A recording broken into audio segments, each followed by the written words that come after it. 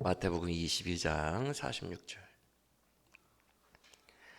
찾으신 줄 믿고 한 구절이니까 함께 읽습니다. 시작. 한마디도 능히 대답하는 자가 없고 그날부터 감히 그에게 묻는 자도 없더라. 아멘. 오늘 말씀도 주의 생명의 말씀이 되기를 원합니다. 오늘 말씀은 총 4단락으로 이루어져 있어요. 우리가 함께 볼 말씀이 4단락으로 이루어져 있는데 22장 15절부터 22장의 마지막 절까지 오늘 함께 보려고 합니다. 이 본문은 흔히 우리가 고난주간 중에 화요일, 변론의 날이라고 알고 있는 고난주간 화요일에 일어난 일입니다. 그 날의 이름이 변론의 날이라는 것에서 추측할 수 있듯이 예루살렘에 있는 예수님의 모든 대적자들이 다 나와가지고 예수님과 말싸움을 합니다. 그 말싸움 속에서 예수님이 그들과 변론하사 그들을 지혜로 이기신 이야기가 오늘 본문에 담겨 있습니다. 그래서 오늘 본문의 이 4단락 우리가 함께 묶어서 같은 주제니까 변론의 날에 일어난 일이니까 함께 오늘 살펴보려고 합니다. 왜 변론의 날에 대적자들이 이렇게 몰려왔을까? 우리가 지난 주일 말씀과 스토리를 이어서 생각해 보면 바로 이해가 됩니다. 지난 주일 말씀이 뭐였어요? 3가지의 비유를 통해 주님이 뭘 얘기하셨어요? 사실상 예루살렘의 종말을 선고하셨고요. 사실상 종교 지도자들에 대한 사형 선고를 하신 거고 유대교에 대한 직위 해제를 하신 거나 마찬가지예요. 맞죠? 기억나십니까? 사실상 그런 내용들이에요. 이 3가지 비유가. 그러니까 지난 주일 말씀 중에 2번째 비유를 듣고 종교 지도자들이 뭐라고 했어요? 혹시 기억나세요? 이거 우리 들으라고 하는 소리인데? 이렇게 생각을 하죠. 그래서 종교 지도자들이 지난주에 예수님 말씀을 딱 듣고 작정을 하고 싸우려고 오늘 본문에 이제 온 거예요. 여러 가지 질문들, 예수님을 이기기 위한 질문들을 준비해서 온갖 종교 지도자들이 다 모였습니다. 헤롯 왕의 추종자들, 바리새인들, 사두개인들, 율법사들, 서로 원래 관계가 안 좋은 사람들이에요. 원수들인데 이 종합 선물 세트처럼 이 사람들이 다 모여가지고 예수님을 시험하는 이야기가 오늘 본문에 있는 거죠. 왜? 우리를 먼저 건드렸으니까 우리도 이제 반격을 하겠다는 거예요. 이해가 되십니까? 그래서 그들은 지금 선제 공격을 당한 느낌을 당하는 거예요. 왜냐하면 스토리를 보세요. 종려주일에 갈릴리에서 촌 사람들이 오더니 호산나 호산나 막 찬양해요. 그래서 이게 뭔 일이래? 하고 예루살렘에 사는 도시 사람들이 뭔 일이래요? 라고 처음에는 호기심이었어요. 근데 예수님이 예루살렘에 들어오시자마자 제일 먼저 한 일이 성전에서 장사하던 자들을 다 내쫓으시고 상을 들러 엎으신 거예요. 본인들의 이윤을 창출하는 유익이 되는 그것을 엎어버리셨어요. 뭐야 이 사람? 왜 우리를 건드려? 그래서 바로 다음날 예수님께로 나와서 당신 무슨 권위로 우리에게 이러고 있습니까? 따지러 갔더니만 오히려 3가지의 비유를 통하여 너희는 이제 끝이다 라고 사실상의 직무해제 사형 선고를 내리십니다. 그러니까 여기 오더니 우리를 공격해? 그러면서 반격이 시작된 거죠. 그런데 오늘 그렇게 반격이 시작됐는데 이야기가 다 진행되고 결말을 오늘 우리가 본문을 읽었어요. 방금 결말 22장의 마지막 절. 그렇게 반격을 받았으나 결말은 어떻게 됐대요? 눈으로 보세요. 오늘의 이야기가 다 끝난 다음에 46절을 보시면 이제 더 이상 한마디도 능히 대답하는 자도 없고 그날부터 감히 예수님께 질문을 하러 온 자도 없었더라 라고 말씀합니다. 맞아요? 그러니까 그들의 시험과 반격을 예수님이 멋지게 지혜롭게 제압하신 거죠. 그래서 이제 더 이상은 이 변론의 날 이후로 십자가 지실 때까지 논쟁이라는 건 존재하지 않습니다. 이해가 되시죠? 그런데 우리가 오늘 본문을 묵상할 때 단순히 시험을 이기신 예수, 지혜로 승리하신 예수 이런 주제로 묵상하지는 않을 거예요. 왜냐하면 예수님에 대한 우리의 기대치가 있기 때문입니다. 예수님이 단순히 방어적으로 겨우 그들을 이기시는 수준이 아니에요. 오늘 본문이. 그러니까 반격을 해온 그들에게 방어적으로 딱 겨우 그들을 이긴 그 정도가 우리가 예수님에게 기대하는 기대치가 아닙니다. 한 예로 바로 지난 주일에 우리가 본 말씀에서 예수님이 권위 논쟁을 하실 때 어떻게 하셨죠? 사람들이 와서 네가 무슨 권위로 이런 일을 행하느냐? 그랬더니 주님이 내 답을 듣고 싶으면 내 질문에 한번 답을 해봐라. 세례 요한의 권위가 하늘로부터 온 거냐 사람으로부터 온 거냐 이렇게 역질문을 하십니다. 근데 그것을 그들이 대답을 할 수가 없는 질문을 하시죠. 그렇죠? 진퇴양난에 몰아넣어요. 그 질문 자체가. 그래서 그들이 우리 대답할 수 없어요. 몰라요. 그랬더니 주님이 뭐라고 하시죠? 그럼 나도 대답 안 할래. 이렇게 얘기하시죠. 그러면 이게 방어에만 지금 승리한 느낌이 드는데 정말 방어만 하신 겁니까? 아니죠. 거기서 이야기가 끝난 게 아니라 더 나아가서 주님이 그들을 가르치시고 그들에게 진리를 설명하시며 이 세대를 향한 통렬한 꾸짖음으로 마무리까지 완벽하게 하십니다. 맞아요? 기억나십니까? 그냥 방어적으로 너희들 졌지? 나도 그럼 대답 안 한다? 끝. 이게 아니에요. 그러니까 이기기 작전이 아니라 그걸 넘어서서 그 대화를 소스로 삼아서 이들에게 뭘 가르치시는 거예요. 진리까지. 이게 우리가 예수님에게 기대하는 기대치예요. 그러니까 오늘 본문의 이야기들도 단순히 반격을 제압하셨다. 이 수준이 아니라 이 스토리들 속에서 우리에게 말씀하시는 더 깊은 진리가 있다는 것을 우리는 알아요. 예상합니다. 맞습니까? 그래서 오늘 본문을 묵상할 때 단순히 시험 이기신 예수로만 우리가 묵상하지는 않을 거라는 거예요. 오늘 본문 이면에 담겨 있는 우리에게 주시는 심오한 그 진리를 함께 탐구하고 묵상하며 메시지를 받아보려고 합니다. 오늘 본문을 함께 묵상할 준비가 되셨습니까? 사실 오늘 본문은요, 준비할 때 제가 보니까 현재 우리 교회와 우리의 삶에 너무 필요한 말씀이라는 생각이 들어요. 왜 그런 거 하니? 우리가 이제 우리 교회가 지속적으로 말씀을 가까이 하잖아요. 그리고 말씀을 이제 경청하다 보니까 우리 교회에만 생기는 문제가 하나 있어요.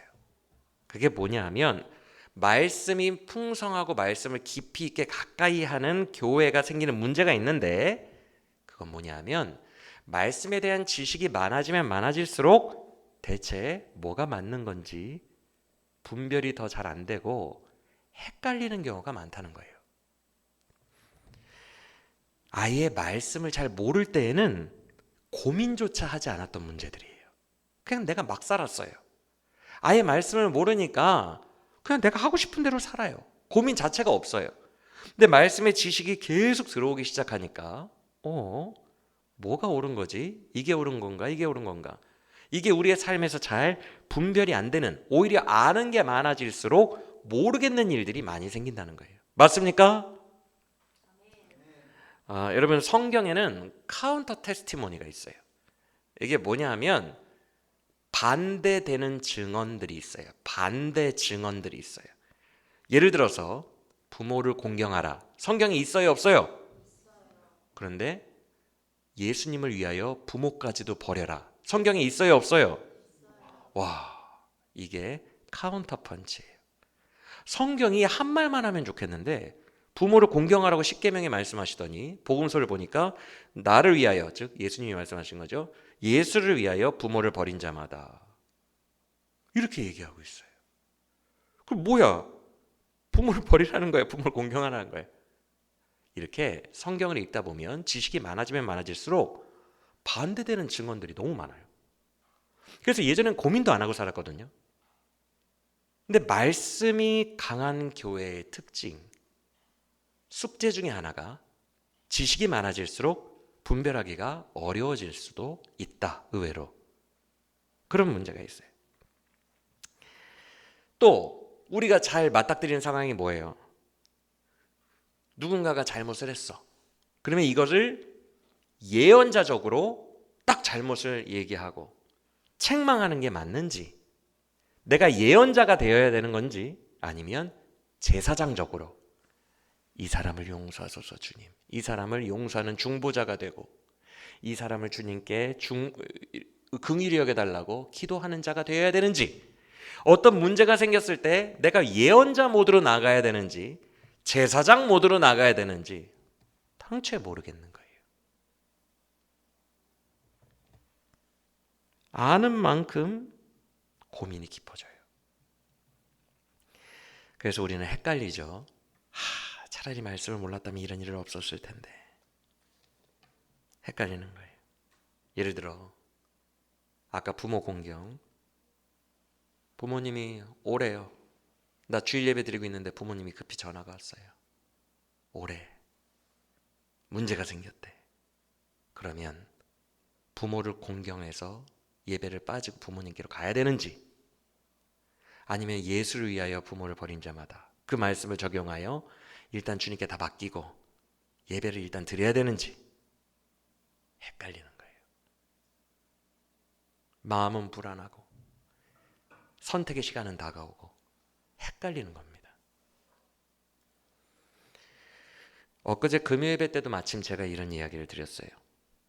금요예배 주제가 뭐예요? 통일성과 다양성 두 개의 문제를 이야기했죠. 그렇죠? 그러면서 통일성과 다양성 두 개를 다 우리는 가져야 되고 그 안에서 균형을 가져야 합니다.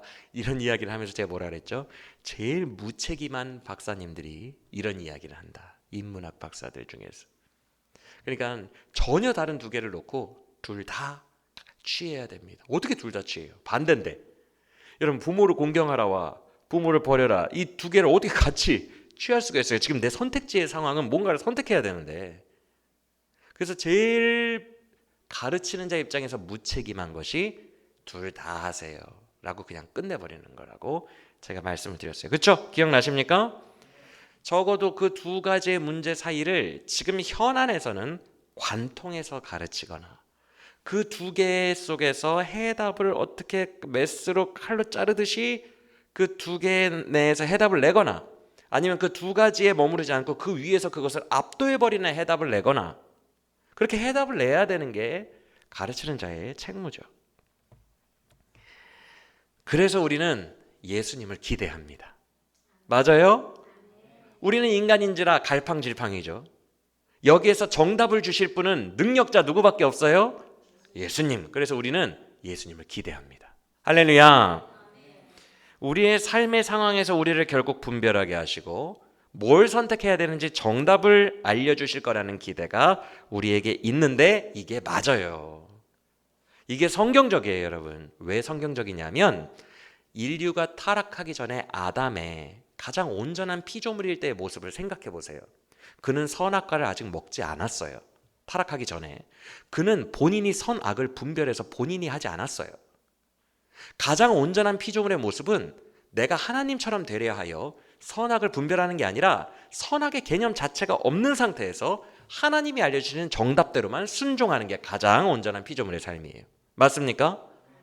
이게 타락 이전에 제일 온전한 모습이었다고요. 그냥 순종하는 거예요. 하나님의 뜻에 순종하는 것. 그게 피조물이에요. 그렇기 때문에 이 원리가 맞다면 오늘날에도 하나님은 우리에게 주님의 뜻과 정답을 알려주셔야 맞아요. 맞습니까? 우리가 온전한 피조물의 역할을 하려면 정답을 알려주셔야죠. 그래야 우리가 순종을 하든지 말든지 할 거 아니에요.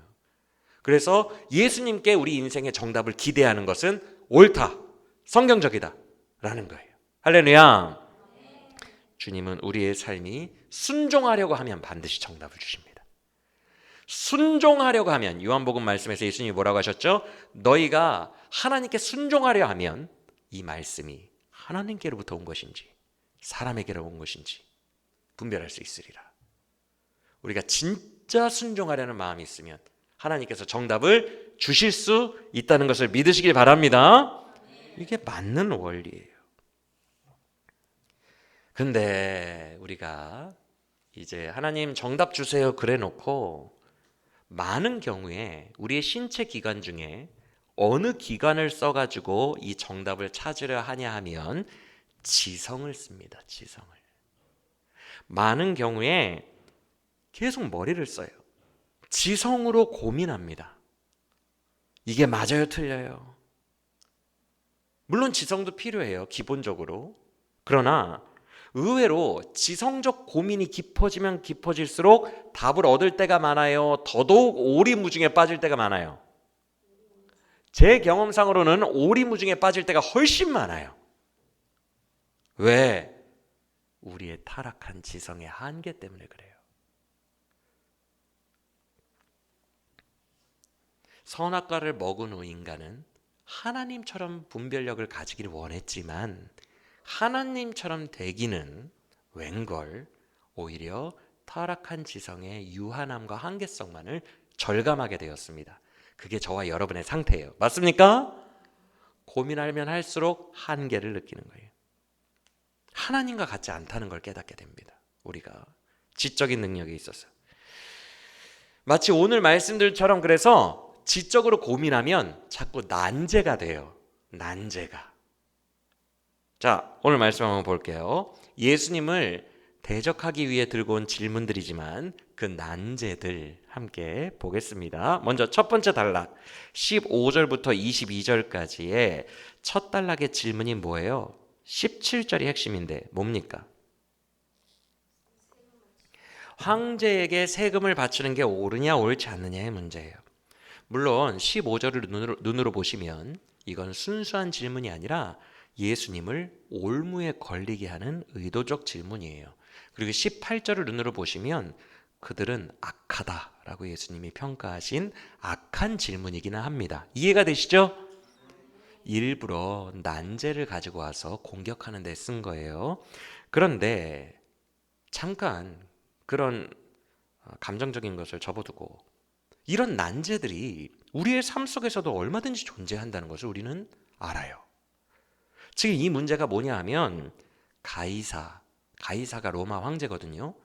가이사에게 인두세를 내는 것이 옳으냐 옳지 않으냐, 이게 17절의 질문입니다. 황제에게 인두세를 내는 게 옳아요 옳지 않아요? 왜냐하면 그 당시에 이스라엘 사람들은 이미 인두세를 내요. 누구에게? 하나님에게. 그게 성전세입니다. 인두세가 뭐냐 하면 각자의 사람의 머리마다 붙은 세금이에요. 내가 존재하는 걸로 내는 세금이에요. 이해가 되십니까? 그러니까 사람 한 명당 성전세를 반세겔씩 내라, 이렇게 되는 거예요. 그리고 이미 그 성전세 반세겔을 이스라엘 사람들은 내고 있어요. 근데 여러분, 인두세라는 개념이 오늘날에 있어요 없어요? 집중하고 계시죠? 인두세라는 개념이 오늘날에 있어요 없어요? 없어요. 어딜 인두세를 매깁니까? 인두세는 참으로 종교적인 색채를 가지고 있어요. 왜 그러냐면 황제가 인두세를 내라고 했을 때에 그 의미는 뭐냐면 황제가 너희를 다 보호해주고 있으니까 마땅히 보호세를 내야 된다는 거예요. 이해가 되십니까? 그런데 이스라엘 백성들도 성전세를 왜 내요? 성전세의 출발이 뭐였죠? 출애굽기 때 첫째 아들을 구원하여 준 것에 대한 그 목숨값을 성전세로 내기 시작합니다. 기억나십니까? 출애굽기 때 첫째 아들 구해주잖아요, 그렇죠? 거기에 대한 생명값을 성전세로 내기 시작하는데 그게 예수님 시대에는 각 사람당 반세겔로 인두세로 바뀐 거예요. 이해가 되시면 아멘. 그래서 이건 종교적인 의미예요. 왜? 너희의 생명을 하나님이 보호해 주니까 생명당 얼마씩 내라, 이렇게 되어버린 것입니다. 그래서 이미 나를 보호해 주는 하나님께 인두세를 내고 있거든요, 이스라엘 사람들은. 근데 누가 또 인두세를 내래요? 황제가 내래요. 내가 너를 보호해 준대. 그래서 이게 신학적인 문제가 되는 거예요. 예수님에게 이 난제를 들고 온 거예요. 과연 누가 우리를 보호해 주고 우리는 왜 인두세를 이중으로 냅니까? 이 문제 어떻게 해결해야 됩니까? 이 난제를 들고 온 거예요. 그런데 이게 왜 난제냐면 여기에 예수님이 만약에 황제한테 세금 내면 안 돼요, 이래버리면 예수님 어떻게 돼요? 황제 반란죄로 죽어요. 사형을 당해요. 그리고 반대로 황제에게 내야 됩니다. 그러면 이스라엘의 여호와 신앙이 과격한 사람들에게 황제 무서워서 하나님을 버렸구만, 황제 눈치나 보는구만, 이렇게 비판을 당합니다. 그러니까 그의 영적 권위가 떨어져요. 이해가 되십니까? 그래서 요걸 가지고 온 거예요. 이 질문을. 대답을 못하게 하려고. 그런데 이 질문을 하여튼 그들의 의도는 그렇고 우리도 이런 난제 속에서 부딪혀요. 실제 삶에서. 예를 들어서 이 질문을 우리식으로, 오늘날의 우리식으로 바꿔보면 뭐예요? 정부가 중요하냐 하나님이 중요하냐입니다. 맞아요? 맞습니까? 이런 문제가 실제로 우리의 삶에 얼마나 많아요. 그리고 이번에 하나 터졌잖아요. 그게 뭐예요? 실제 이해가 코로나 때 예배 드리지 마라. 코로나 팬데믹 때 예배 드리면 정부가 벌금을 물리겠다. 우리의 실제 삶에 현안으로 다가왔어요. 이 문제가. 그래서 많은 교회들이 저마다 열심히 해석을 했는데 교회마다 해석이 다 달라. 우리는 정부 말을 들어야 됩니다. 안 됩니다. 예배해야 됩니다. 해석이 다 달랐어요. 왜 해석이 다르죠? 난제니까. 쉽지 않다는 거예요. 이 문제가. 이해가 되십니까? 이게 단순하지 않은 우리의 삶의 문제라고요. 그럼 두 번째 질문 볼까요? 첫 번째 질문은 정부냐 하나님이냐예요. 두 번째 질문 23절부터 33절까지 두 번째 단락 봅시다. 이번에는 사두개인들이 질문해요. 그들은 흥미롭게도 성경으로 출발합니다. 성경으로. 24절을 보시면 사두개인들이 모세오경만을 믿어요. 그래서 모세오경 중에서 신명기 25장을 보면 형사취수 제도가 있습니다. 이 형사취수 제도가 뭐예요? 형이 죽으면 형수를 취한다. 누가? 동생이. 형사취수제. 왜 이런 오늘날의 정서로는 이해가 안 되는 법이 왜 있냐 하면 영적인 원리 때문에 그래요.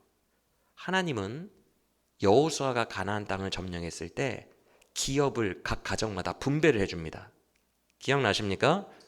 기업을 분배해주면서 그 기업이 영원히 이 가문에게 흘러가기를 바라십니다. 그래서 각 사람에게 제비뽑기로 준 이 기업의 경계표를 옮겨라 옮기지 마라 옮기지 마라라는 법까지 설정하십니다. 즉 하나님의 주된 관심사는 어떻게 형수랑 동생이 재혼해? 그게 문제가 아니에요. 더 중요한 게 있어요. 그건 인간의 생각이고 하나님의 뜻은 더 중요한 게 있는데 그게 뭐냐 하면 하나님이 주신 영원한 기업을 유지하는 거예요. 그래서 형이 죽으면 형과 가장 가까운 혈육을 가진 이촌 동생이 형수와 결혼하여 아이를 낳아줘요. 그런데 이건 자기 아이가 아니에요. 형의 아이가 돼서 그 땅의 기업을 이 애가 계속 유지할 수 있도록 하는 거예요. 그래서 이것은 책무가 됩니다. 책무. 신명기 25장을 보면 이게 규례이고 너희가 반드시 혈육이 담당해야 될 책무고 의무다라고 얘기하거든요. 우리의 정서에는 이해가 안 되지만 여기에서 깨달을 수 있는 것은 하나님은 영원한 기업의 상속을 이렇게까지 중요하게 여기시나? 하나님이 생각하는 영원한 기업의 상속의 가치가 얼마나 있는 걸까? 우리는 이렇게 의문의 질문을 던질 수 있는 거예요. 여기까지 잘 따라오셨죠?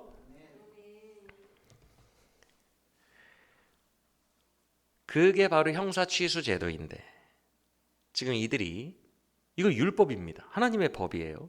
이걸 들고 와가지고 예수님에게 뭐라고 질문하냐 하면 예수님 얼마나 부활이 없는 게 얼마나 말이 되는지 한번 들어보실래요? 첫째 아들이 죽었어요. 그래서 둘째가 형수를 취했어요. 근데 둘째도 바로 죽었어요. 그래서 셋째가 취했어요. 근데 셋째도 죽었어요. 넷째, 다섯째, 여섯째, 일곱째.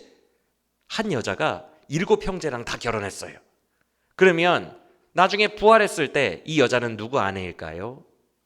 이렇게 질문을 합니다.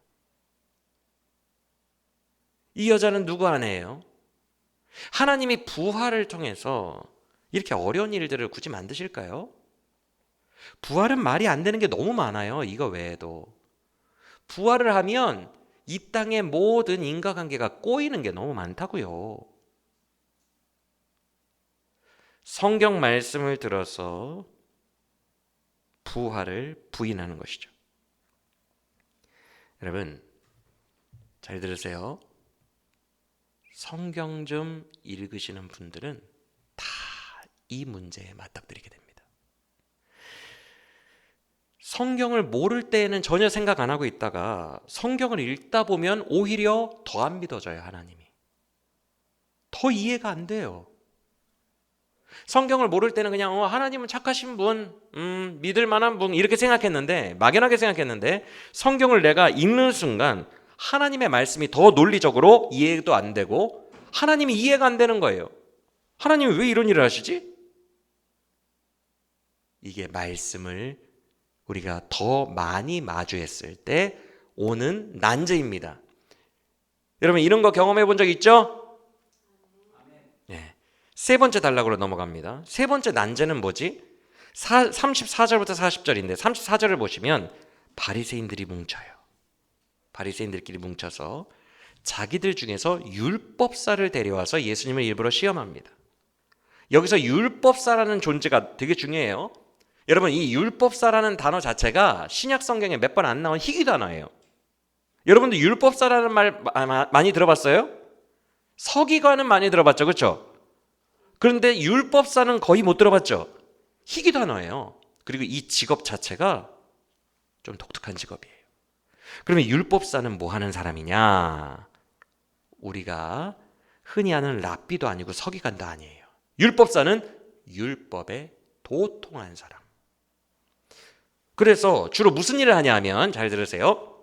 율법을 집중적으로 연구해서 사람들에게 그 율법을 체계적으로 적용시키고 실천하도록 만드는 사람들이에요. 사실상 국회의원들이라고 보시면 돼요.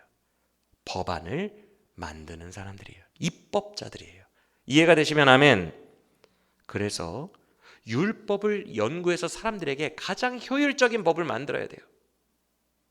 가장 악법이 되지 않는 사람들의 삶에서 하나님의 뜻을 가장 잘 투영한 법을 만들어야 된다고요. 이 사람들의 역할이 그거예요.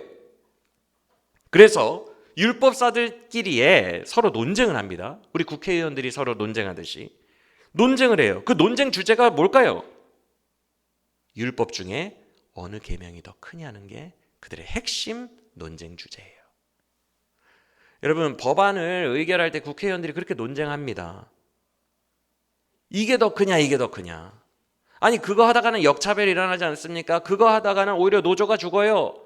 그거 하다가는 그럼 기업이 죽잖아요. 기업이 더 크냐 노조가 더 크냐. 맨날 그런 거 갖다가 입법할 때 싸우잖아요. 맞습니까? 이 율법사들이 그걸 한다고요. 왜냐? 입법자들이니까. 그래서 엄청나게 논쟁을 많이 하는 지식인들이에요. 논쟁에 이골이 난 사람들. 근데 이들의 논쟁의 핵심 주제는 늘 법 중에 뭐가 더 크냐예요. 여러분 그도 그럴 것이 율법을 규정하려다 보면 율법끼리 자꾸 충돌해요. 이거 어쩔 수 없는 일이에요. 예를 들어 볼까요? 안식일을 거룩하게 지켜라. 10계명의 몇 계명이에요? 4계명입니다. 그렇죠? 그래서 율법사들은 뭘 하냐면 이게 실제 인간의 법으로 적용되도록 규칙을 만들기 시작합니다. 그래서 율법사들이 만든 규칙 중에 하나가 뭐냐 하면 안식일에는 자기 집 2km 바깥으로 나가면 안 된다라고 규정을 해놨어요. 법으로. 그런 법이 성경에 있어요? 없어요? 이게 율법주의예요. 성경이 말도 하지 않은 것을 인간의 기준으로 설정하는 것을 율법주의라고 합니다. 성경은 마음을 다하여 예배하라고 했는데 예배 때 모자 쓰고 오지 마. 이게 율법주의예요. 자기가 알아서 마음을 다해서 예배하는 거예요. 그런데 법칙을 만드는 것을 율법주의라고 합니다. 규정을 만드는 거예요. 그래서 안식일 날 2km 밖으로 나가지 말라는 법이 어디 있어요? 구약 성경에. 근데 율법사들이 이런 걸 만들어요. 입법을 하는 거예요. 사람들에게 실천시킬 수 있도록. 그런데 이 법을 만들어 놨어요. 그런데 다른 법과 충돌을 하기 시작하는 거야. 예를 들어 볼게요. 부모를 공경하라 몇 계명이에요? 5계명이에요. 부모가 돌아가셨어 안식일에. 근데 부모님의 집이 3km 바깥이야. 이러면 어떻게 할 거예요? 2km 이상 나가지 말라 그랬어. 4계명에 근거해서. 근데 부모님이 안식일날 돌아가셨어. 부모님 집이 3km 밖이에요. 이 두 개의 법이 충돌해요 안 해요? 그러니까 율법사들이 맨날 싸우는 게 뭐가 크냐예요. 법 중에 뭐가 더 크냐. 맨날 이거 갖다가 이골이 나게 싸운다고요. 왜냐하면 자꾸 규정을 하려고 하니까. 여기까지 이해가 되십니까? 그래서 그들이 예수님께 와서 뭐라고 질문하죠? 온 율법 중에서 뭐가 제일 큽니까? 물어본 거예요. 왜? 뭘 대답을 하든 반격할 준비가 돼 있기 때문에. 이해가 되십니까? 네. 워낙에 이거 갖다가 많이 싸워봤기 때문에, 이거 전문가기 때문에 물어본 거예요. 어떤 율법을 예수님께서 크다고 하셔도 카운터로 압박할 수 있는 카운터 무기들이 경험적으로 축적이 돼 있는 거예요.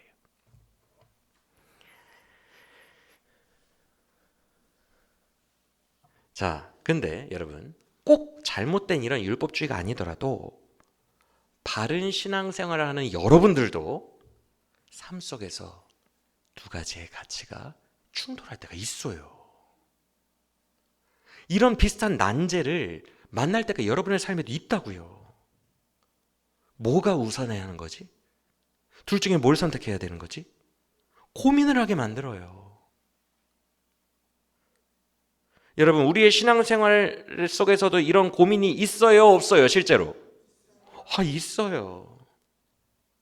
그래서 오늘 말씀의 세 가지 이 논쟁 스토리들은 다른 교회보다 더 말씀을 깊이 연구하고 사모하고 배우는, 즉 지식이 많아지는 우리 교회가 오히려 더 번민할 수 있는 문제라는 거예요. 우리들의 숙제라는 거예요. 그래서 우리 교회에게 오늘 이 말씀을 주신 것은 정말로 이 시점에 딱 필요한 말씀이다라는 생각이 듭니다. 맞습니까? 우리는요, 지금 이 세 가지의 상황을 인생 속에서 난제로 마주하게 되고 그 가운데에서 정답을 기대하며 살아갑니다. 그래서 오늘 말씀이 너무 필요해요. 오늘 말씀 설교 제목을 제가 뭐라고 해놨나요? 함께 설교 제목 따라서 읽어볼게요. 지성을 넘어 영성으로. 제가 얼마나 창의력이 없는지 여기서 들켰어요. 이거 누구 거 제가 모방한 거예요? 이어령 교수님이 쓴 지성에서 영성으로라는 책 제목을 모방했어요. 이렇게 저는 창의력이 없어요. 그런데 그걸 좀 살짝 바꿔서 지성에서 영성으로가 아니라 지성을 넘어 영성으로 이렇게 바꿨어요. 우리 앞뒤 옆 사람에게 고백할까요? 지성을 넘어 영성이 필요합니다. 아까 제가 했던 말씀 기억하세요? 타락한 인간은 지성의 영역 안에서 고민해 봐야 답이 안 나와요. 하나님이 정답을 알려주셔야 돼요. 그래서 우리는 지성의 영역에서 고민하지 말고, 그러면 더 오리무중에 빠지니까 이 지성을 가진 상태에서 영성으로 나아가야 돼요. 할렐루야. 그러면 오늘 말씀을 우리의 삶의 현재에 적용할 준비가 되셨습니까? 단순히 오늘 말씀을 방어적으로 그냥 대적자들을 물리치신 예수님, 여기에 국한하지 말고 우리가 현실 속에서 받고 있는 이 난제 속에서 고민하며 살아가는 우리에게 분별할 수 있는 보다 근본적인 영성의 기준들, 그것을 주님은 우리에게 오늘 말씀해 주시는 거예요. 믿으십니까? 그러면 첫 번째 상황부터 다시 돌아갑시다. 지성을 넘은 영성이 무엇인지 함께 살펴볼게요. 17절 읽어보겠습니다. 시작.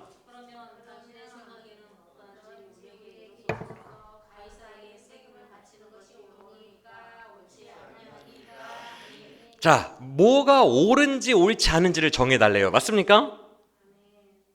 아까 들었던 예로 적용하면 코로나 때 정부 방침을 따르는 게 옳은지, 모여서 예배하는 게 옳은지, 뭐가 옳은 건지를 정해달래. 이 난제 속에서. 근데 여기에는 함정이 있어요. 아까도 말했던 그 함정이에요. 예수님이 어느 쪽을 선택하든 공격을 받게 돼 있다는 거예요. 맞습니까? 그때 주님이 뭐라고 말씀하십니까? 19절 눈으로 보시면 주님이 그래? 황제에게 내는 세금으로 쓰이는 돈의 단위가 뭐지? 데나리온이요. 그 데나리온을 내게 가져와 봐라. 가져와요. 그랬더니 20절에서 주님이 물으십니다. 그 동전에 새겨져 있는 형상과 글이 누구의 것이냐? 물어봅니다. 맞습니까? 여러분, 당시에 데나리온에는 어떻게 돼 있냐면 동전의 앞면에는 황제의 형상이 새겨져 있어요. 얼굴이. 앞면에는 황제의 얼굴과 이름이 써 있습니다.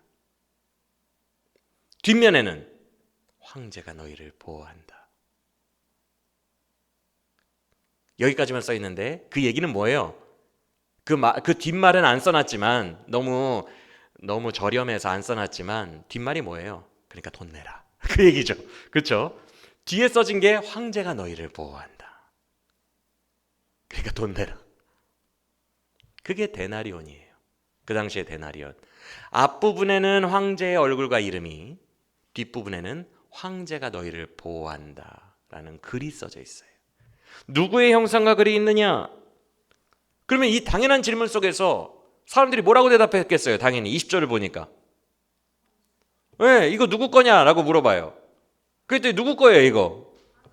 황제 거죠. 가이사의 건데요? 이렇게 대답을 합니다. 왜? 황제의 형상과 글이 써 있으니까. 21절에서. 그런데 그 순간 예수님이 뭐라고 하십니까? 이게 중요한데 21절을 읽어보겠습니다. 시작.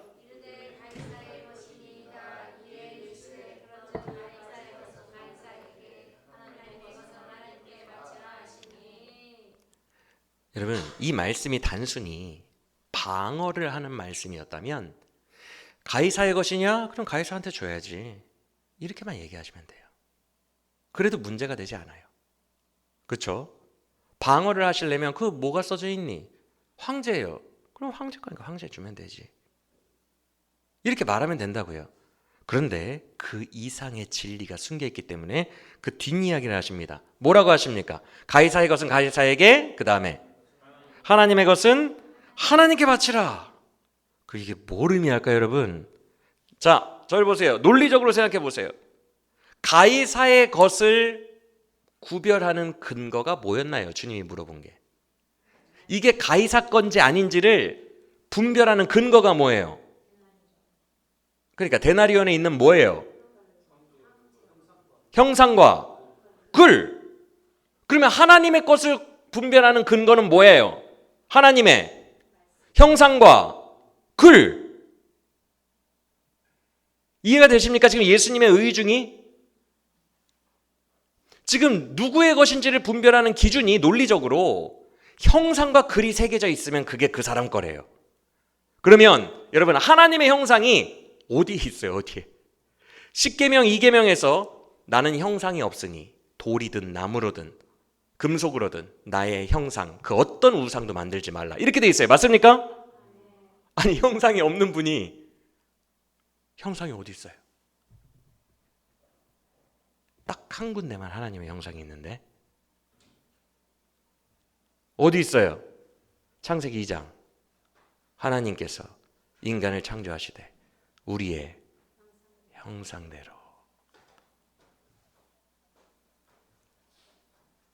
우리는 하나님의 거예요. 그 돈은 가이사의 것이니까 가이사에게 바치되 너는 너의 온 존재를 하나님께 바쳐라. 너는 하나님의 형상대로 지어졌으니까. 그럼 하나님의 글은 뭐예요? 하나님의 말씀. 하나님의 말씀은 우리 안에서 어떤 말을 하죠? 하나님이 너를 보호하신다.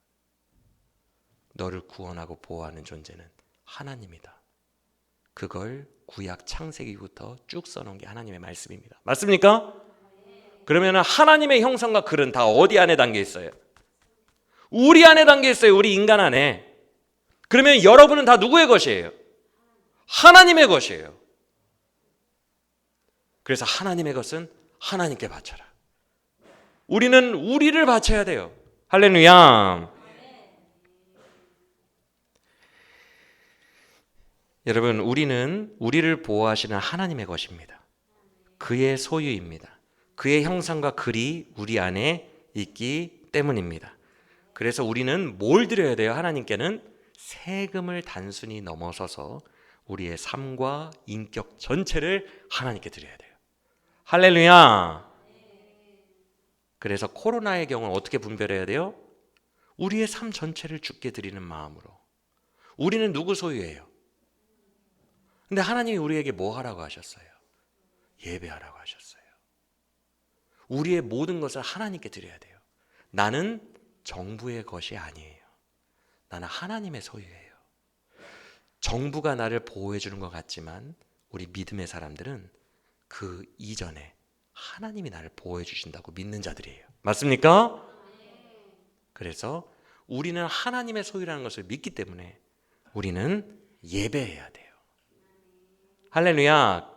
그게 맞아요. 그런데 가이사의 것은 가이사에게 주래. 정부의 방침도 존중해야 돼요. 그 존중이 뭐죠? 벌금 내면 돼요. 정부가 그들의 권위로 걸리면 벌금입니다라고 정했으면 벌금을 내면 돼요. 그게 존중해 주는 거예요. 그들이 정한 법대로 따라주는 거잖아요. 이게 벌금을 안 내고 데모하고 혁명을 일으키고 쿠데타를 일으키고 그러면 문제가 돼요. 근데 그게 아니라 순순히 잡혀가고 벌금 내고 정부가 정한 그 법의 권위를 인정해 주는 거예요. 그래서 코로나는 어떻게 분별한다? 우리를 지켜주실 하나님께 우리를 맡기고 우리를 보호하시는 건 하나님이니까 우리가 예배해도 능히 우리를 보호하실 거라는 것을 믿는 순전한 믿음을 가지고 목숨 걸고 예배하되 걸리거나 문제가 생기면 정부에게 그 합당한 것을 주면 돼요.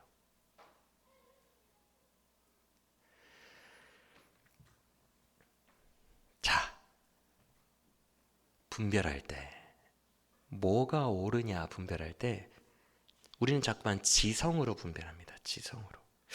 우리 교회 예배드리다가 감염되면 어쩌지? 감염이 한번 돼버리면 난리 나는데 지역사회에서 우리 교회 뉴스에 나오는데 지성으로 여기에 사업에 투자를 할까? 아니 직장을 옮길까? 지성으로 자꾸 생각해요. 옮기면 뭐가 문제가 되는데? 아니 여기에 사업을 하면 뭐가 되는데? 지성의 영역 내에서 뭐가 옳은지를 묵상하려고 하는데 우리가 이 지성을 넘어 영성으로 묵상하는 방법은 나는 하나님의 것이요 나의 모든 것은 하나님께 마땅히 바쳐져야 한다. 나는 하나님의 소유입니다 라는 믿음이 우리 안에서 끌어오를 때, 즉 하나님과 나와의 관계에 생동감이 있을 때 영성으로 올라가는 거예요. 할렐루야. 나는 하나님의 것입니다. 나는 마땅히 하나님께 나의 전 존재가 드려져야 합니다. 나는 마땅히 바쳐져야 됩니다. 이게 영성 안에서 믿음으로 깨달아지는 순간, 지성의 영역을 넘어 하나님과의 관계 속으로 믿음으로 들어가는 순간 두려움이 없어지기 시작하고 명쾌해지기 시작합니다.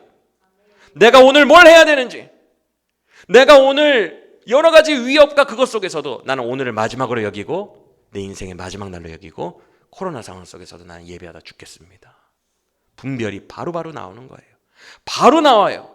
그 어떤 두려움도 없어져요. 지성에서 영성으로 넘어가는 순간 하나님의 확증을 얻게 됩니다.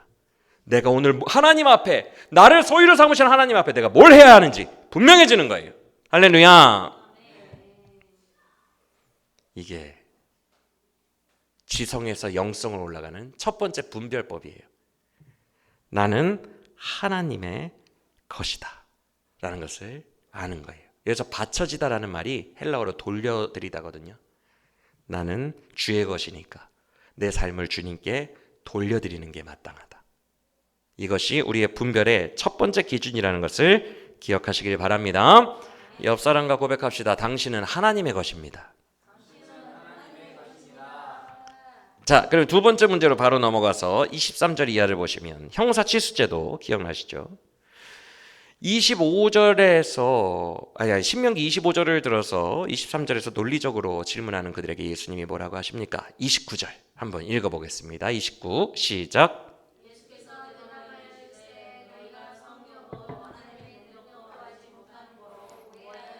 자, 여기서 오해하다라는 말이 헬라어로 빗나가다, 이탈하다예요. 즉 성경을 보는데 해석이 이단스럽게 빗나간 거예요. 왜요? 여러분 저를 보세요. 성경을 인간적인 사고에서 보고 있기 때문에 그래요. 지금 너희가 성경도 모르고 하나님의 능력도 모른다 이 말에 왜 하나님의 능력이 나왔냐 하면 하나님의 거대한 인간의 이성의 영역을 뛰어넘은 하나님의 스케일을 전혀 못 보고 있고 지금 본인의 협소한 인본주의적 사상으로 성경을 보고 있다는 거예요. 그러니까 오해가 나온다는 거예요. 예를 들어 볼게요. 여호수아 시대 때 하나님이 가나안 백성들 다 어떻게 하라 그랬어요? 신학생들이 마음이 착한 신학생들이 많아요, 여러분. 그러면 교수님이랑 꼭 논쟁을 할 때 이런 거 얘기합니다.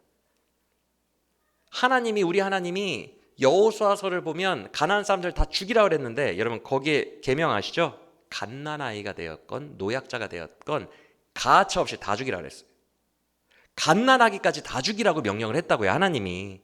우리가 믿는 여호와 기독교의 하나님이, 예수님의 아버지가. 신학생들 중에 마음이 심성이 고운 아이들이 교수님에게, 교수님 이 말씀은 도저히 받아들일 수가 없어요, 정서적으로. 우리가 믿는 하나님이 너무 악랄한 것 같아요. 학살자예요, 학살자. 이 부분은 나중에 목사가 되면 성도들에게 설교하지 말아야 될까요? 그들은 순수한 마음으로 진지하게 고민하고 있는 거예요. 이런 학살자 하나님을 우리가 어떻게 설명을 합니까? 비슷한 얘기예요. 성경을 읽는데 그들은 인간의 협소한 시야로 읽는 거예요, 지금. 그러니까 하나님에 대해서 오해가 계속 나오는 거예요, 오해가. 그러니까 예수님이 말씀하신 게 뭐예요? 너희는 하나님의 스케일을 잘 모르고 성경을 읽는구나. 하나님의 능력도 모르는도다. 하나님의 스케일, 하나님의 인간을 뛰어넘은 거대 스케일이 있다고요. 그것으로 하나님은 성경을 말씀하시는데 인간의 협소한 눈으로 읽으니까 뭐야 이거, 하나님 학살자야 아니야 이거. 오해하기 시작하는 거예요. 이탈하고 빗나가는 거예요. 여러분, 우리가 성경을 읽을 때 이런 난제들 많이 맞닥뜨려요, 안 맞닥뜨려요? 그래요. 오늘날 우리도 이런 거 엄청 많아요. 왜 그러냐 하면 인간의 범주 내에서 성경을 읽고 있기 때문에 이해도 안 되고 정서적으로 공감도 안 되고 오해하는 거예요. 하나님을 오해하는 거예요. 오늘 본문에서 너희가 오해하고 있도다 말씀하신 것처럼. 여러분, 어찌 하나님의 뜻을 인본주의적 인간 수준의 지성으로 이해할 수가 있겠습니까? 제가 어떤 글을 썼어요. 제 기준에 맞춰서 글을 썼습니다. 이것을 우주가 어떻게 이해할 수가 있겠어요?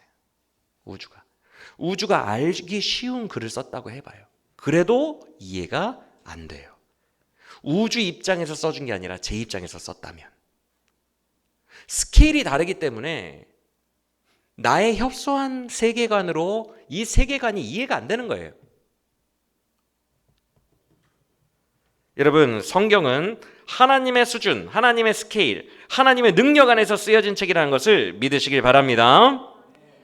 그래서 30절부터 보세요. 주님은 하나님의 엄청난 스케일을 일부러 이야기하십니다. 인간의 사고를 깨는 거예요. 30절에서 뭐라고 하시죠? 부활은 말이야, 시공간의 개념을 초월한 거야. 시공간의 개념이 있기 때문에 너희가 결혼도 하고 자손도 낳는 거야. 부활 이후의 삶은 시공간의 개념 자체를 초월해버려. 천사와 같은 존재가 된다고. 그런데 그런 상황에서 인간관계, 결혼, 자손을 왜 낳니? 자손을 어떻게 낳니? 영원히 사는데. 자손을 안 낳으면 결혼도 필요가 없지. 결혼, 인간관계, 이 모든 게 시공간의 제약 속에서 일어나는 거야. 여러분, 친척, 가족, 친구, 시간과 공간의 제약 속에서 나랑 가까운 공간에 있는 사람들, 그리고 나에게 주어진 시간 속에서 우리가 관계를 맺고 있는 거예요. 맞아요? 이게 의미가 없는 세상, 초월적인 세상이 부활인데 거기에다가 대고 지금 사두개인들은 인간의 잣대로 성경을 해석하며 누구 아내가 돼요? 이거 말도 안 되잖아요. 그러니까 부활은 없어요. 이런 논리가 나오는 거예요. 인간의 눈으로 성경을 해석하고 그 협소한 결론을 내는 거예요. 그러니까 하나님은 없어요. 그러니까 부활은 없어요. 근데 하나님은 말씀하시죠. 하나님의 스케일은 그걸 초월한 스케일인데 뭘 인간의 것을 갖다가 대고 뭐라고 하느냐. 남편, 아내, 자손 아무 의미 없어. 천국에서는 시공간을 뛰어넘은 스케일이야. 이렇게 말씀하신다는 거예요. 여기까지 이해가 되십니까? 여러분, 천사와 같이 영원히 사는데 그런 게 의미가 없죠. 그러면서 이제 더 충격적인 말씀을 하십니다. 이게 우리에게 진리가 되는 거예요. 다 함께 32절 읽어보겠습니다. 시작.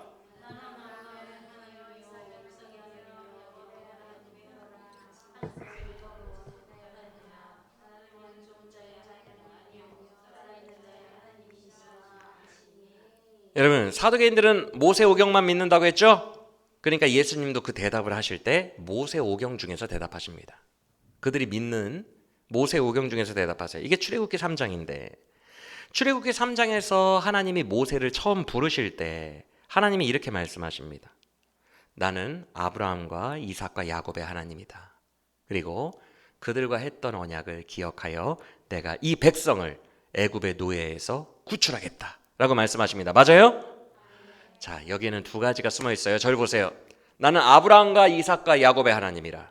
나는 그들과의 언약을 기억하여 400년이 지난 지금 이 이스라엘 백성들을 구원해 내겠다 이렇게 말씀하셨거든요.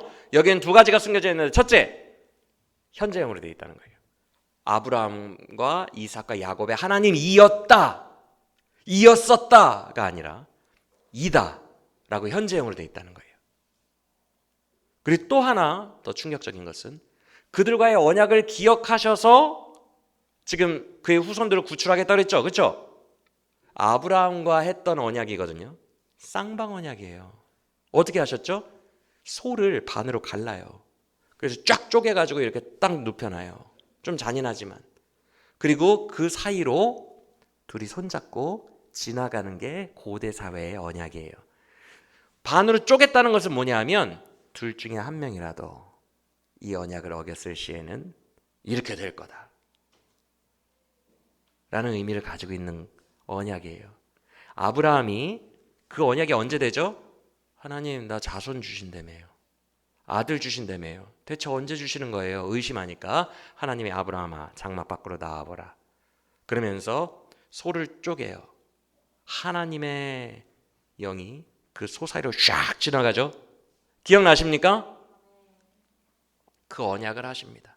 그 언약을 했다는 것은 당사자가 살아있어야지 언약이 유지가 돼요.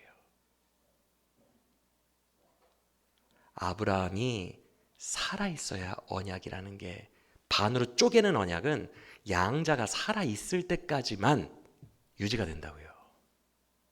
근데 아브라함은 죽었어요? 안 죽었어요?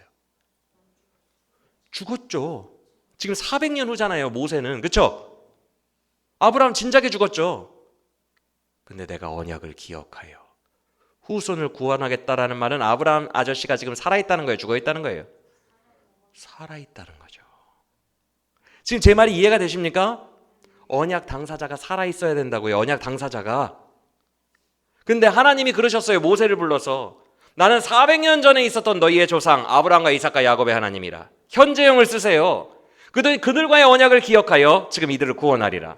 이 세 사람 살아있다는 거예요? 죽어있다는 거예요? 살아있다는 거예요. 그래서 예수님이 너희는 출애굽기 3장도 못 읽어봤느냐? 그들은 하나님 안에서 다 살아있느니라. 이렇게 말씀하시는 거예요. 즉, 이 땅이 전부가 아니라는 거예요. 여러분, 우리는 다 주 안에서 살아있습니다. 그랬다가 누구는 심판의 부활로 나오고 누구는 생명의 부활로 나오는 거예요. 요한복음 5장. 그래서 심판의 부활로 나온 사람은 영원히 지옥불에서 고통을 받고 생명의 부활로 나오는 사람은 영원히 천국에서 살아요. 둘 다 살아있어요. 모두가 지금 아직 살아있어요. 주님은 사두개인들에게, 부활이 없다고 믿는 사두개인들에게 야, 이 땅이 전부가 아니야. 이 땅 중심의 사고방식으로 성경을 해석하고, 그 당시에 사두개인들이 이 땅의 권력, 돈만 탐했거든요. 어차피 이 땅이 전부야. 죽으면 없는 거야. 이렇게 생각했거든요. 그럼 그들에게 이 땅이 전부가 아니라 죽은 이유가 있으니까 이 땅에 집중하면서 살지 말고 죽음 이후에 영원한 삶을 준비해. 이 이야기를 하신 거예요. 믿으십니까? 여러분, 성경을 우리가 읽을 때, 난제에 부딪혔을 때 정답을 얻을 수 있는 두 번째 기준이 뭐냐 하면 천국을 기준으로 이 땅을 해석해야 돼요. 이 땅을 기준으로 천국과 하나님을 해석하면 답이 안 나와요. 천국을 기준으로 반대로 이 땅을 해석해내고 읽어내야 돼요. 이해가 되십니까? 여러분이 내 자아를 가지고 이 땅을 너무 사랑하고 이 땅의 모든 골몰 속에서 이 땅의 것들에 매여 있는 상태에서는 답이 안 나온다고요. 답이 진짜 쉽게 나오는 경우가 있는데 천국을 바라보는 거예요. 천국을 바라보고 이 땅을 다시 바라보면 답이 너무 쉬워져요. 이게 지성을 넘어 영성으로 올라가는 두 번째 기준이에요. 이해가 되시면 아멘. 자, 앞뒤 사람과 또 얘기해 봅시다. 천국이 우리 분별의 기준입니다. 자, 그럼 이제 마지막 세 번째 볼까요? 앞서 말씀했던 율법사들의 질문을 봅시다. 이제 다 끝났어요. 조금만 참아요. 36절 읽어보겠습니다. 시작. 선생님, 율법 중에서 어느 계명이 크니까? 아까 제가 다 설명드렸어요. 율법사들 이 뭐가 더 크냐 논쟁에 이골이 난 사람들이라고. 그러니까 자신 있게 질문합니다. 어떤 대답이라도 나와봐. 반론으로 내가 대적할 테니까. 이렇게 자신 있어요. 그러자 예수님이 37절부터 40절까지 진짜 유명한 말씀을 하십니다. 우리 함께 37절부터 40절 읽어보겠습니다. 시작. 예수께서 이르시되 네 마음을 다하고 목숨을 다하고 뜻을 다하여 주 너의 하나님을 사랑하라 하셨으니 이것이 크고 첫째된 계명이요 둘째도 그와 같으니 내 이웃을 내 자신같이 사랑하라 하셨으니 이 두 계명이 온 율법과 선지자의 강령이니라. 아멘. 그들은 여러 말씀의 충돌 속에서 율법사들은 뭐가 더 크냐에 집중했습니다. 그렇죠? 안식일법이 더 클까? 부모 공경이 더 클까? 부모님 집이 3km 바깥이면 뭘 적용해야 될까? 이런 거에 집중했어요. 그런데 그런 그들에게 주님이 간단하게 정리를 해주십니다. 그 정리가 뭐예요? 위로는 모든 것을 다하여 너희 하나님을 사랑하고 아래로는 너 자신과 같이 이웃을 사랑하라. 그러면 돼. 이렇게 말씀하셨어요. 이것이 온 율법과 선지자의 강령이니라. 강령이라는 말이 뭐냐면요, 영어로 행이에요. 행. 여러분, 행거가 뭐예요? 행거. 뭔가를 걸어놓는 걸 행거라고 그러죠. 그래서 이 뜻입니다. 위로는 하나님 사랑, 전심으로 하나님 사랑, 아래로는 이웃 사랑. 이 두 구절에 모든 율법과 선지자, 율법과 선지자는 구약 성경 전체를 말합니다.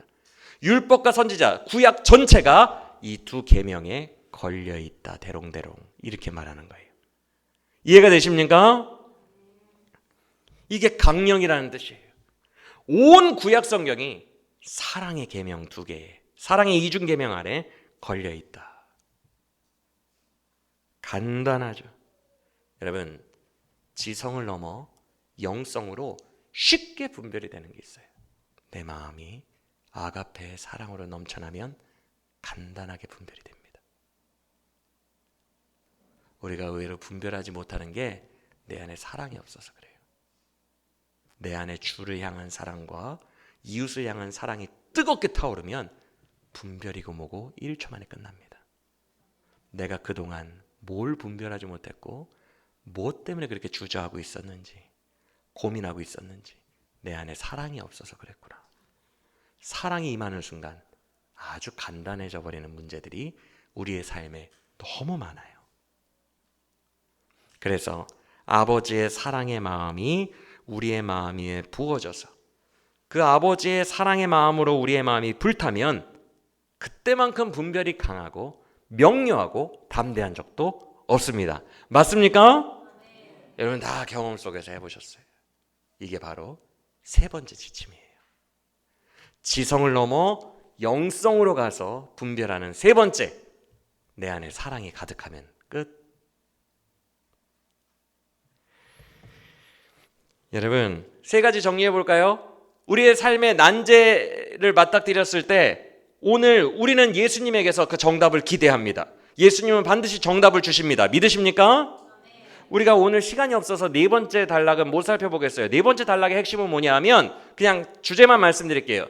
너희가 믿는 메시아는 뭐라고 생각하니? 누구의 후손이니? 다윗의 후손입니다. 시편 110편에 근거해서 다윗의 후손입니다. 그러니까 주님이 뭐라고 하시죠? 시편 110편을 보면 다윗이 그리스도를 자기 후손이라고 안 하고 내 주여라고 얘기를 했는데, 그리고 시편 110편을 보면 그 그리스도가 영원히 다스린다고 했는데, 그러면 내가 다윗의 후손이겠느냐?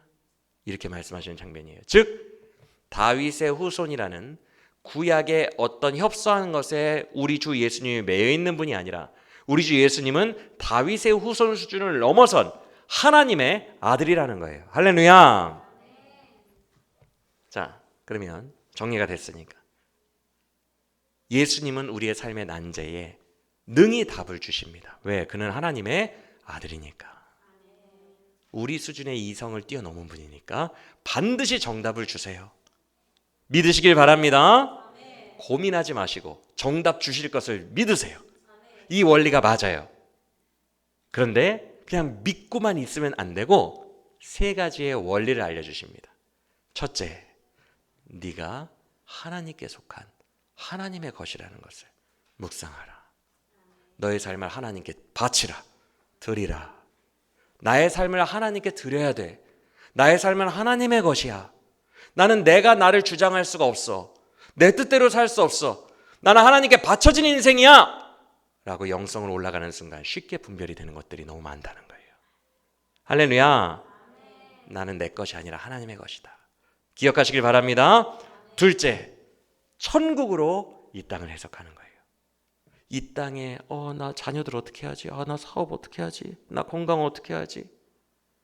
이 땅에 함몰되어서 이 땅의 좁은 시야에 갇혀 있는 것이 아니라 천국, 영원한 나에게 허락하신 천국으로 이 땅을 다시 해석하는 순간 내 안에 담대함이 생기고 이 땅에 너무나도 매였던 협소한 생각이 팍 깨지며 자유해지며 진짜 내가 오늘을 살아가는 영원한 의미가 무엇인지, 그 의미대로 후회 없이 사는 게 무엇인지가 금방 분별이 된다는 거예요. 할렐루야. 마지막 세 번째는 사랑이에요. 하나님의 사랑이 우리 마음에 가득 부은 바 되어서 우리가 사랑으로 뜨거워질 때 더 이상 생각하고 고민할 것도 없어요. 바로 담대하게 사랑의 행동이 굳세어짐으로 나가게 됩니다. 믿으십니까? 그럼 최종적으로 질문합니다, 여러분. 이 세 가지는 다 우리의 내면에 있는 거예요, 없는 거예요? 없는 거예요. 다 누구와 접촉했을 때 그에게서 받는 거예요? 하나님과 접촉했을 때 받는 거예요. 그래서 우리가 말씀으로 신앙생활하는 게 맞는데 지식만 커져가지고 머리만 커져가지고 지식 속에서 계속 싸움을 하게 두지 마세요. 결국 우리가 정답을 얻고 생명을 얻는 것은 이 지식 수준을 뛰어넘어서 어차피 하나님과의 관계예요. 영성으로 나아가야 돼요. 그 영성 속에서 하나님이 사랑과 소유와 천국을 통해서 우리에게 정답을 주십니다. 할렐루야. 오늘 말씀 기억하고 우리의 영이 정답을 얻어 후회 없는 삶으로 살아가는 우리 모두의 복된 인생이 되시기를 예수님의 이름으로 간절히 축원합니다.